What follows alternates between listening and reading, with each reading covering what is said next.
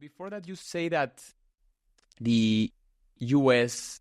is working to, to damage control, to control the damage, to not to be not to have any initiative towards something else. So, can you expand also a bit more on this? What do you mean by this damage control, this perspective, and also what would be the alternative? What would be a better, policy towards the Middle East?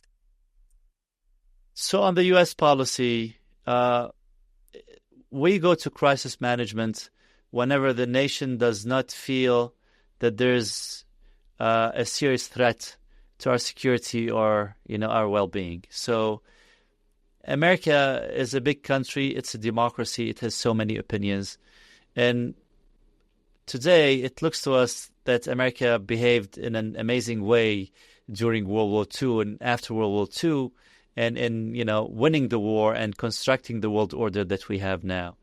And all of this is true, but we didn't come to that conclusion just automatically. There was a long fight between those who supported America leading the world toward a new world order and toward peace, and a group that said, listen, we're an island and let Hitler win. Who cares? And if you go back to the archives, that was the debate at the time. And the people who supported the war were not always winning. And we know how, FDR tried to just drag Congress step by step by supporting the British and then, listening to Churchill. And of course, Churchill played an instrumental role in this. But it's not always a straight line. So what you see now is that Americans are not sure that they should be leading on the world stage, and they don't understand the perks that come with being an empire. So they think, look, we're the biggest economy, we have one of the strongest armies, we can sit back. If they come to us, we can beat them, but there's no need for us to be engaged, involved, or spending any tax money overseas. And I think that's a huge mistake. And, this mistake came back to bite us, whether after World War I or after World War II or after 9/11 or after, what we're seeing now. I think if we keep on sitting back and not lead, we will find ourselves forced to lead on the world stage. And when we have to lead, we'll have to expend much more resources than the ones that we would have used as, today.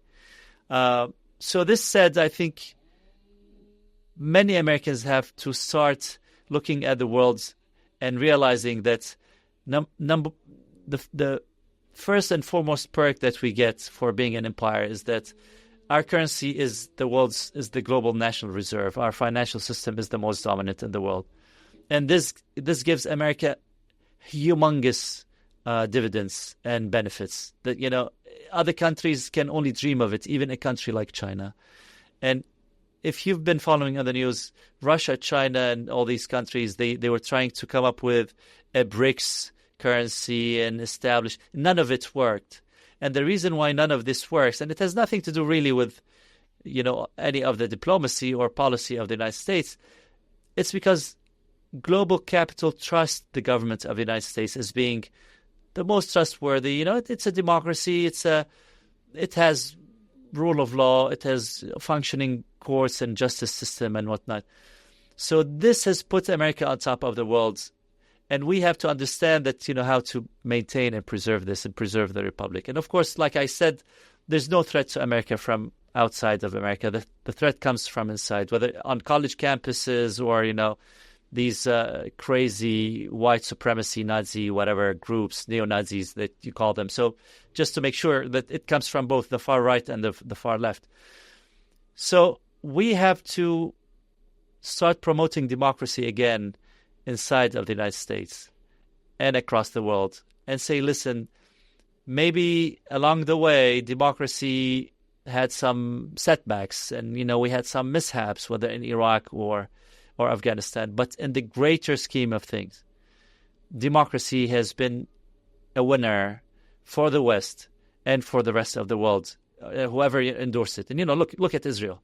And the Israelis know this. If you listen to the debate by Israeli intellectuals, someone like Micha Goodman, great guy, very, very sharp and smart intellectuals. And I've been fortunate to have some time to talk to him one-on-one.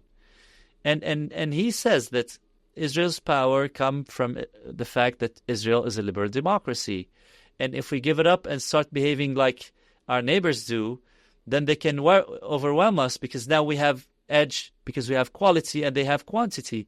And if we throw our democracy away, then we'll lose that edge. So that's a brilliant example of how great democracy is, how the great dividends that, democracy lends to whoever practices it. And this should remain the case in Israel and in the U.S. And we should try to spread it as far as we can, whether in Iraq or anywhere else.